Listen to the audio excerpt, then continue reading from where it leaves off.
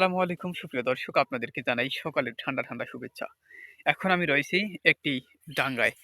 আজকে আমি আপনাদেরকে দেখাবো বাংলার কৃষক এই শীতকালীন মৌসুমে কত প্রকারের শাকসবজি এবং ফলমূল চাষ করে এবং এই ফলমূল এবং এই শাকসবজিগুলো আবাদ করে কিন্তু বাংলার কৃষকেরা তার দৈনন্দিন জীবনের জীবিকা নির্বাহ করে।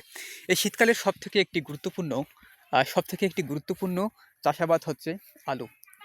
এই আলু আপনি এই সময় ডাঙ্গা কিংবা দোলায় যেখানেই যান না কেন, আপনি চতুর্দিকে শুধু আলু দেখতে পাবেন।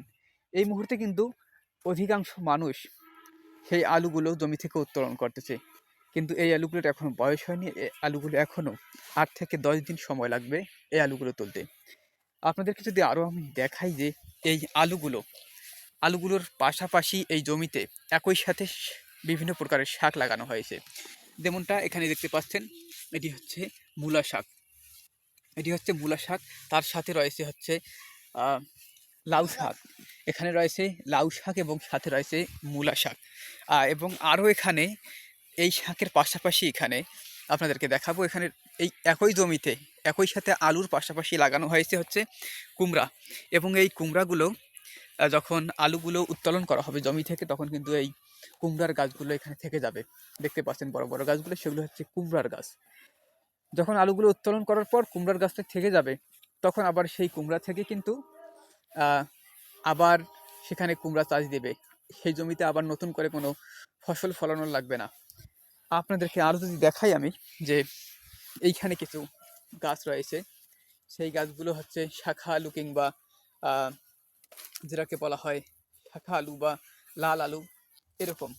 আরও আপনাদেরকে দেখাই, এখানে হচ্ছে যে বর্তমান শীতকাল, এখানে রয়েছে হচ্ছে আহ, এটা হচ্ছে লেবুর গাছ।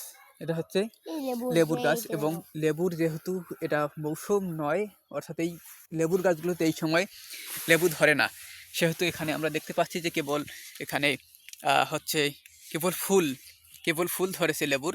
আহ, এই ফুল থেকে লেবু হবে। আহ, এখানে অনেক অনেক ফুল রয়েছে। আহ, অনেক ফুল রয়েছে। আর চতুর্দিকে এখানেই কিন্তু রয়েছে আলু। যে আলুগুলোর বর্তমান এবার 2025 সাল, অর্থাৎ এই 25 সাল শেষ হচ্ছে। এই সালটাতে কিন্তু আলুর সেরকম কৃষকেরা দাম পায়নি। অনেকে বিক্রি করেছে 8 টাকা, 9 টাকা বা 10 টাকা, 12 টাকা এরকম করে। অর্থাৎ মোটামুটি কৃষকের খুবই নাজেহাল অবস্থা এবারের মৌসুমে। আপনাদেরকে আরও দেখাবো, এখানে হচ্ছে যে কিছু লম্বা লম্বা ঘাসের মতো দেখতে পাচ্ছেন। দেখলেই মনে হচ্ছে গমের গাছ, কিন্তু না, এগুলো হচ্ছে নেপিয়ান ঘাস, যেটা গরুকে খাওয়ানো হয়। এই ঘাসটি গরুকে খাওয়ানো হয়। এবং আপনাদেরকে আমি আরও দেখাবো হচ্ছে, এতক্ষণ দেখালাম আপনাদেরকে যে শীতকালীন যেগুলো কৃষক আবাদ করে জীবিকা নির্বাহ করে, এবং দেখাবো যে সামান্য কিছু খাবার পাতি যেগুলো হচ্ছে যে কৃষক শাক এগুলো আবাদ করে। আপনারা যেগুলো দেখতে পাচ্ছেন, এগুলো হচ্ছে নাপা শাক। এগুলো হচ্ছে নাপা শাক, এবং এর সামনে লাল লাল দেখতে পাচ্ছেন, এগুলো হচ্ছে লাল শাক। এবং লাল শাকের মাঝে দেখতে পাচ্ছেন হচ্ছে যে কলমি শাক। এখানে লাগানো হয়েছে। এখানে অসংখ্য মাঝে মধ্যে আবার আমরা দেখতে পাচ্ছি যে এখানে হচ্ছে লাউ শাক লাগানো হয়েছে। আরও আপনাদেরকে দেখাবো পেঁয়াজ মরিচের চাষাবাদ কীভাবে করা হচ্ছে। আমরা এখন রয়েছি একটি বাড়ির পিছনের অংশে। এই বাড়ির পিছনের অংশে দেখতে পাচ্ছেন এখানে ছোট্ট একটা গার্ডেন। এখানে কিন্তু বিভিন্ন প্রকারের জিনিস লাগানো হচ্ছে, যেমনটা আপনাদেরকে যদি দেখান, এটা হচ্ছে রসুনের গাছ। এখানে রসুন লাগানো হয়েছে, এবং রসুনের পাশাপাশি রসুনের পাশাপাশি পেঁয়াজও লাগানো হয়েছে।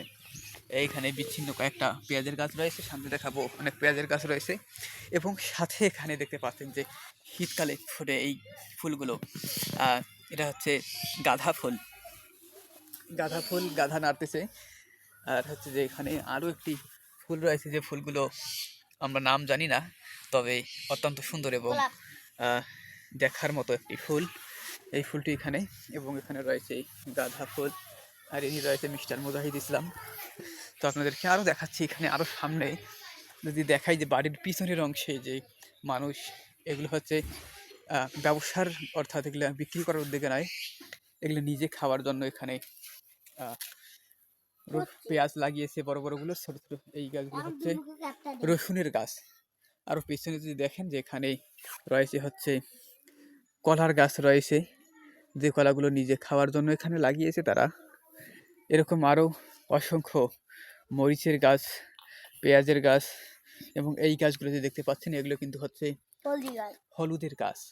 এবং আরও সামনে রয়েছে বেগুনের গাছ রয়েছে, মরিচের গাছ রয়েছে, এবং সাথে রয়েছে হচ্ছে বিভিন্ন কপি, যেটা ফুলকপি, পাতাকপির গাছ। এবং আরও রয়েছে তরকারিকে সুস্বাদু করার জন্য যে আমরা মশলাগুলো ব্যবহার করি, সেগুলো হচ্ছে যে এলাচ, তারপর হচ্ছে তেজপাতা, এরকম আরও কয়েক প্রকারের খাদ্য সেখানে রয়েছে।